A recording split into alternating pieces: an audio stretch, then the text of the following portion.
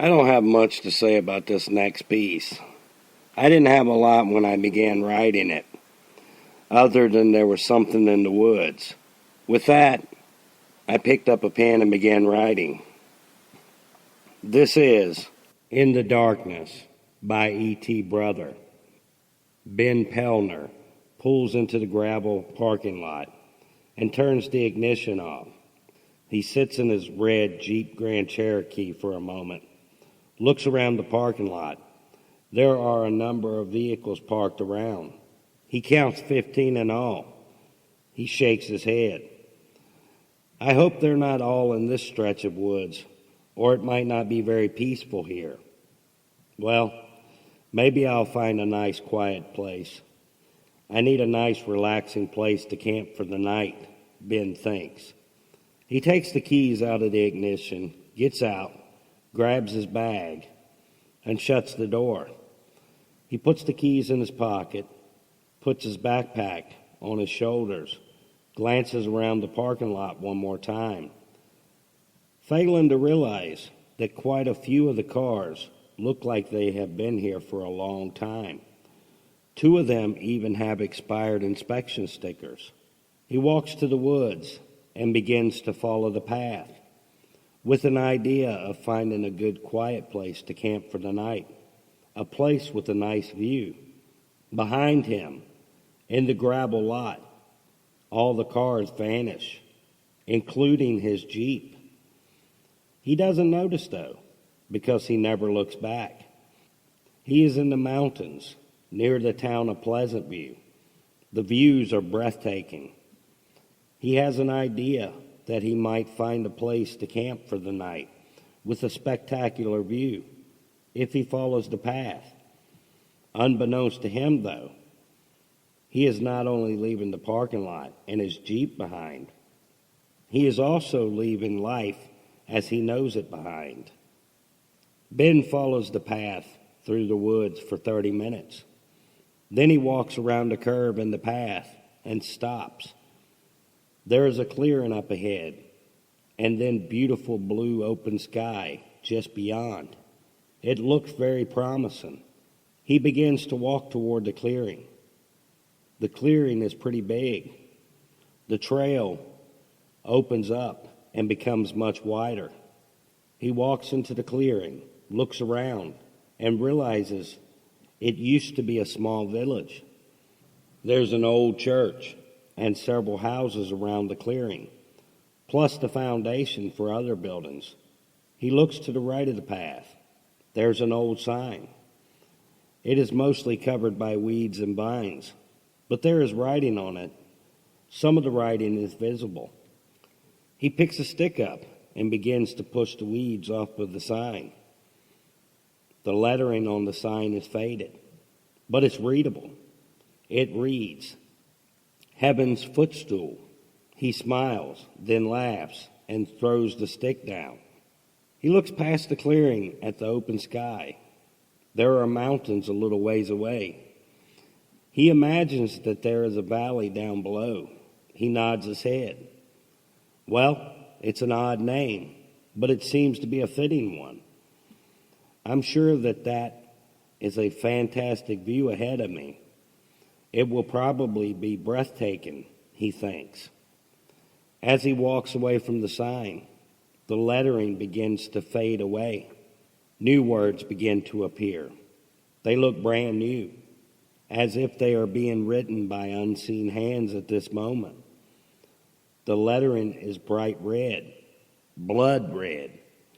When the words finish appearing, the sign reads, Hell's Doorway.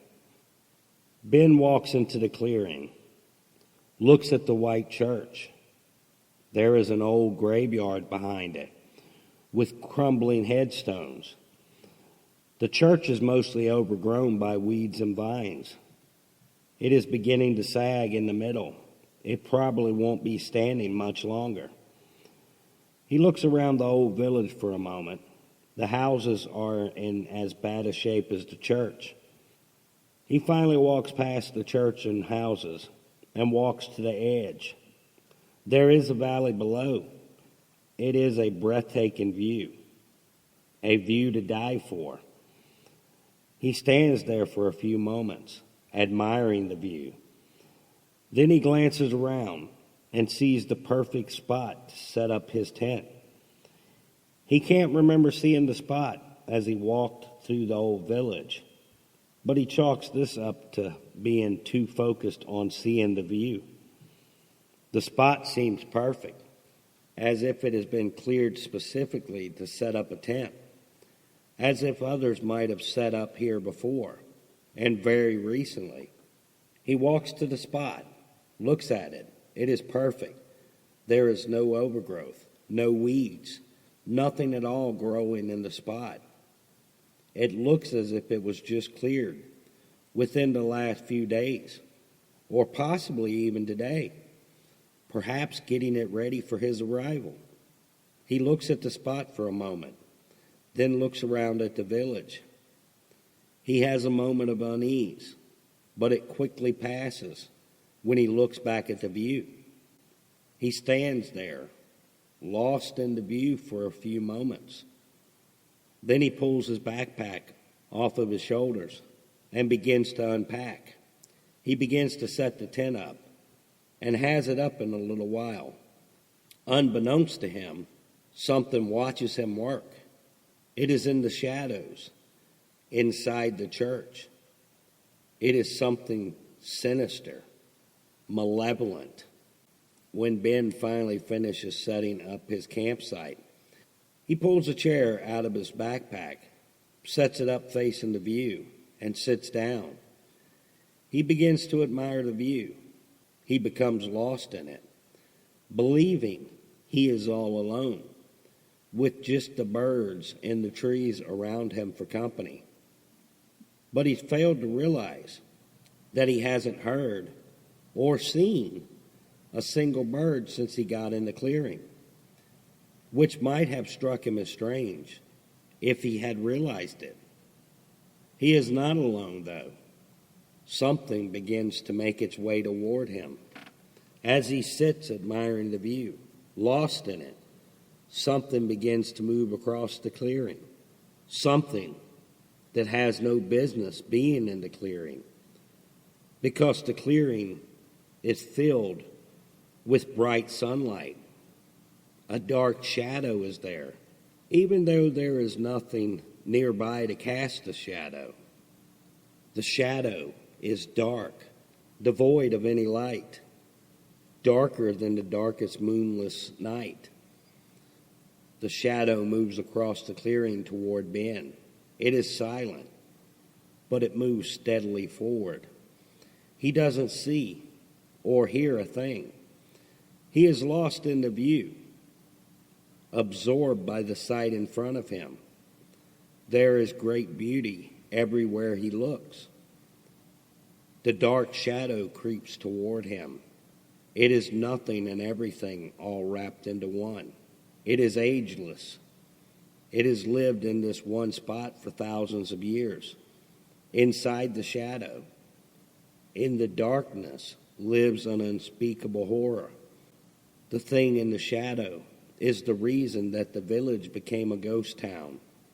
It fed on the fears of the village, the fear that it created for the residents. The thing in the shadow had been slumbering until Ben set foot into the village. But it woke up when he moved the overgrowth off of the sign. He sealed his doom when he woke the thing in the shadow up, like so many unsuspecting hikers have done before him. Many hikers have been reported missing in this stretch of woods, and their remains are never found. Many come in search of the perfect spot to admire the view, but they are never seen or heard from again. They come looking for the perfect spot, but when they find it, they find that looks can be deceiving, because perfection is just an illusion. The shadow continues to move toward Ben. It moves steadily and silently toward him, filling the entire clearing with darkness, swallowing the light. Ben continues to sit where he is, admiring the view, unaware of the changes taking place behind him. He is lost in the view, lost in the beauty, lost in a view to die for. He has thought just that. This is a view to die for. He is unaware that he may do just that, die for the view. He feels something brush the back of his neck. It feels like fingers. A cold chill runs through him. He turns around, looks all around the clearing, but sees nothing except for the clearing. The same clearing he just walked through. He looks around for a moment, shakes his head, then turns back toward the view. As he begins to admire the view, he hears an intake of breath directly behind him. A cold chill runs through him. Goosebumps break out on his arms. He spins around, almost flipping the chair over. There is nothing there. He looks around the clearing for a few moments. The clearing looks normal, just like it did earlier. He finally looks back at the view, then hears an exhalation of breath right behind him. He feels the breath on the back of his neck. He hollers out. A cold chill runs through him. Goosebumps break out on his arms. The skin on the back of his neck tightens down, and the hair on his neck and arms stand up and begin to crawl about. Ben spins around, looks around the clearing, but only sees darkness. The clearing is gone. He stares into the darkness, glimpses the thing inside the darkness, and sees all the horrors and nightmares of eternity in that moment. It drives him mad in the blink of an eye. The darkness envelops him. He begins to scream. A moment later, his scream cuts off in mid-scream. Later, the darkness vanishes, and the clearing returns to normal. Where Ben had set up his camp, it has returned to its original overgrown state. The cleared spot, tent, supplies, and Ben are all gone, as if they had never been there. Moments after Ben disappears into the darkness, Randy Maddox pulls into the gravel parking lot and turns his Mustang off. He looks around the parking lot for a moment, notices all the vehicles, but doesn't pay them much attention. He isn't interested in the vehicles. He is interested in finding a good place to watch the sunset from. He is banking on finding the perfect spot up this trail. With all these vehicles parked in the parking lot, it seems to confirm it. He takes the key out of the ignition, opens the door, and gets out. He locks the door, shuts it, puts the key in his pocket, then glances at the red Jeep next to him. He shudders. The Jeep seems to be giving off a bad vibe. He has no clue why. It's just a Jeep, but he feels it all the same.